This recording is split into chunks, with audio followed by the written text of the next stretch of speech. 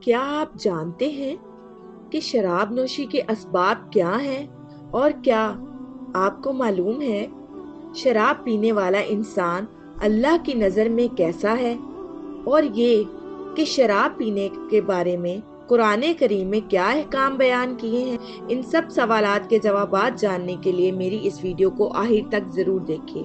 شراب نوشی کے اسباب۔ نمبر 1، بعض لوگوں کو دوستوں کی مجلس میں آداب مجلس کو ملحوظ رکھنے کے لیے شراب کو منہ لگانا پڑتا ہے۔ نمبر 2، بعض لوگ کام کاج کی تھکاوٹ کو دور کرنے کے لیے شراب نوشی شروع کر دیتے ہیں۔ نمبر 3، پریشانیوں کا بوجھ ہلکا کرنے کے لیے بعض شراب نوشی میں مبتلا ہو جاتے ہیں۔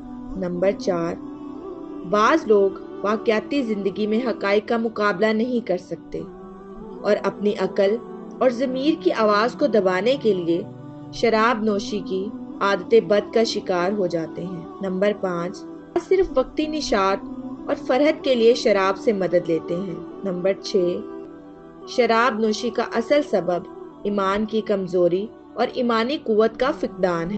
نمبر 7، جب قیامت کے دن خداوند قدوس کی عدالت میں جواب دہی کا احساس ختم ہو جاتا ہے تو انسان بڑے سے بڑا جرم کرنے سے بھی نہیں چوکتا، پھر اسے کوئی چیز بھی ذلت میں گرنے سے بچا نہیں۔ نمبر 8، مسلمانوں کا اہل مغرب کے ساتھ میل جول اور ان کی ثقافت کی پیروی کرنا۔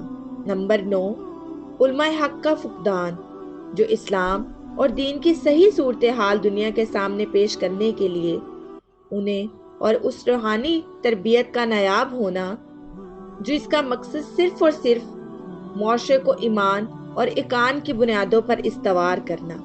نمبر 10، اسلامی ممالک میں اکثر حکومتوں کا اپنی ذمہ داریوں کو فراموش کر دینا۔ نمبر 11، بعض لوگ اللہ تعالیٰ کی رحمت و بخشش پر غلط اعتماد کر کے اس بھیانک جرم کا ارتکاب کر بیٹھتے ہیں۔ بہرحال اس میں شک و شبہ کی کوئی گنجائش نہیں۔ شراب نوشی کی جسارت انسان کو ہر قسم کی برائی میں بے خطر کود پڑنے پر مجبور کر دیتی ہے۔ بعض لوگ اس وجہ سے گناہ پر گناہ کرتے چلے جاتے ہیں کہ اللہ تعالیٰ بڑا غفور الرحیم ہے، اس نے بخش ہی دینا ہے۔ یہ دراصل غلط فہمی ہے جو اللہ تعالیٰ کی صفات کو صحیح طور پر نہ سمجھ پانے کی وجہ سے پیدا ہو گئی ہے۔ اللہ تعالیٰ نے طبی اور فطری قوانین بنا کر ان میں خاص تاثیر رکھی ہے۔ جو بھی ان قوانین کی نگہداشت کرے گا وہ جزائے خیر کا مستحق ہو جائے گا۔ جو ان قوانین کو خاطر میں نہیں لائے گا وہ دنیا اور آخرت میں ضرور عذاب کا شکار ہوگا۔ بہت سے قوانین کی طرح شراب کی حرمت بھی ایک اخلاقی قانون ہے، کیونکہ یہ ایک برائی ہے اور شیطان کا ہتھیار ہے۔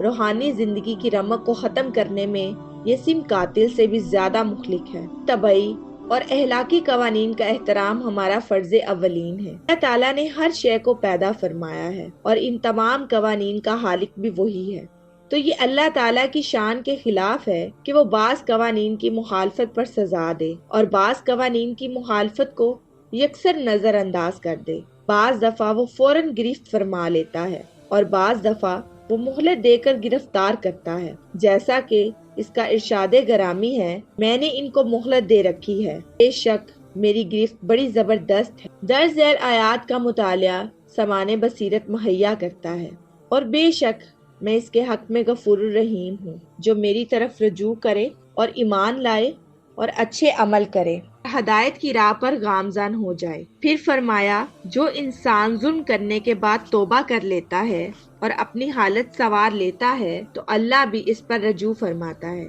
بے شک اللہ تعالیٰ غفور الرحیم ہے۔ ایک اور جگہ ارشاد باری تعالیٰ ہے، اگر تم اپنی حالت کو سنوار لو اور اللہ سے ڈرنے لگ جاؤ تو بے شک اللہ بے حد بخشنے والا اور رحم کرنے والا ہے۔ ارشاد باری تعالیٰ ہے، اور اگر تم اطاعت گزار بن جاؤ تو اللہ تعالیٰ رجوع کرنے والوں کے حق میں بڑا مہربان ہے۔ یقیناً اللہ تعالیٰ کی رحمت و مغفرت غیر محدود ہے، مگر کیا ان لوگوں کے حق میں جو معاصی کی طرف پیش قدمی کر رہے ہیں اور شراب کا جام اپنے منہ سے الگ ہی نہیں کرنا چاہتے، ان لوگوں کے لیے جو توبہ اور عمل صالح کی طرف بڑھیں، کہ اللہ تعالیٰ کے دروازے پر انہوں نے خود کبھی دستک دی ہے؟ ہرگز نہیں۔ تو پھر غفور الرحیم کا یہ تصور محض ایک خود فریبی ہے۔ تو ناظرین، میں امید کرتی ہوں کہ میری آج کی ویڈیو آپ کے لیے بہت ہی معلوماتی رہی ہوگی، اور اگر آپ ایسے بہت سے اسلامی واقعات سننا چاہتے ہیں تو ہمارے چینل اقرا اسلامک سٹوریز کو لائک، شیئر اور سبسکرائب کرنا مت بھولیں، اور ساتھ ہی ساتھ بیل آئیکن بٹن کو ضرور پریس کریں تاکہ ہر آنے والی نئی ویڈیو کا نوٹیفیکیشن آپ کو آپ کی اسکرین پر ملے۔ اب میں آپ سے اجازت چاہوں گی۔ شکریہ۔